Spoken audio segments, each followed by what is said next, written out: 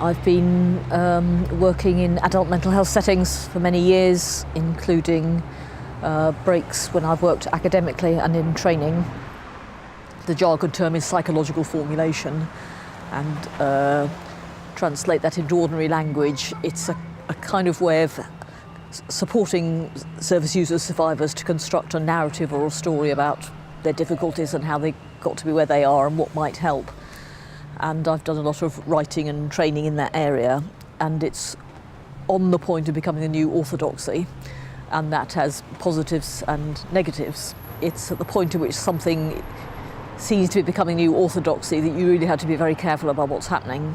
You know, is this going to be co-opted in some way? Is this going to become another kind of professionally owned led skill? Is this really going to be a chance for people to have their voices heard, people whose voices aren't usually heard? You know, there are all those dangers which are more acute if we all start saying, oh, we all do formulation as though that's it, we've solved all the problems of diagnosis and so on. I absolutely think it can be used in so-called psychosis.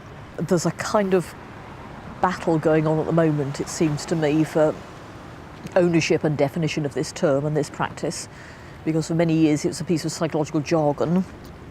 I don't think it's at all coincidental that along with the critiques of diagnosis, people have started kind of jumping on what threatens to become a bit of a bandwagon, to be honest.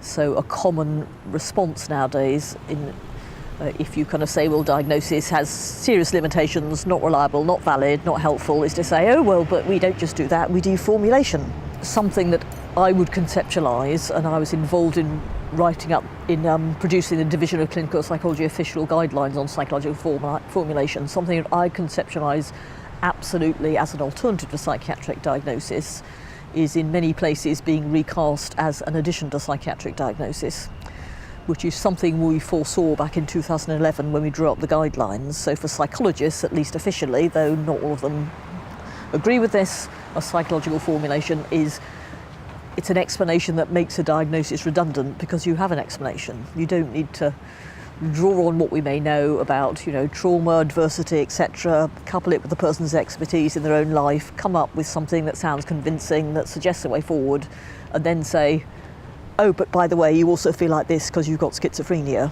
Do you know what I mean? This is nonsense in every term, including scientifically. You don't have two competing hypotheses undermining each other. That is at risk of becoming the dominant understanding of formulation. A psychiatric formulation is what we described it as opposed to psychological formulation. So in that version, it would be something like, you know, we understand that you were abused or beaten up or hurt or you lost your job or important people died and this triggered the psychosis. So it's kind of, you know, psychosis plus formulation, diagnosis plus formulation instead of, you know, formulation as a thoroughgoing alternative. And there are people lining up on each side of that divide across the professions. It isn't a psychiatrist versus psychologist thing, though it's sometimes unhelpfully framed in that way.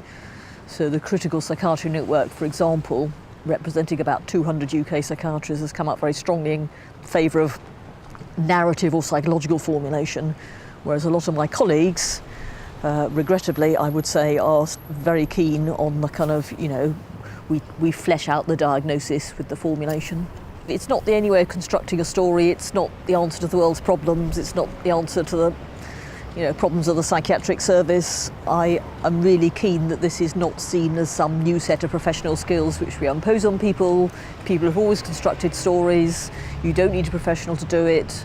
In a sense, I prefer the overarching term narrative, which could be expressed as, you know, poetry, art, literature, music. You know, human beings have always used stories.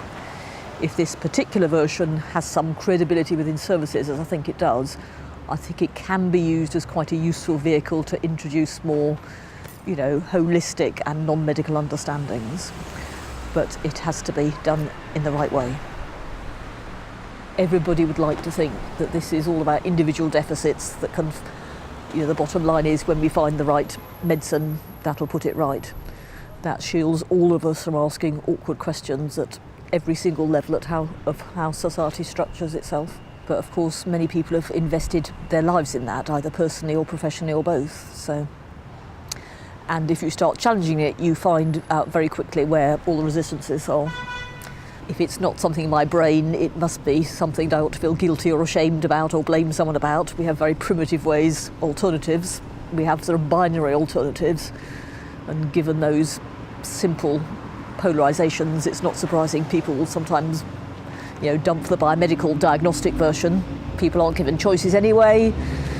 There are maybe kind of all sorts of sometimes there are family interests in promoting a particular biomedical view. There are certainly business interests, there are professional interests, there are societal interests, there are political interests.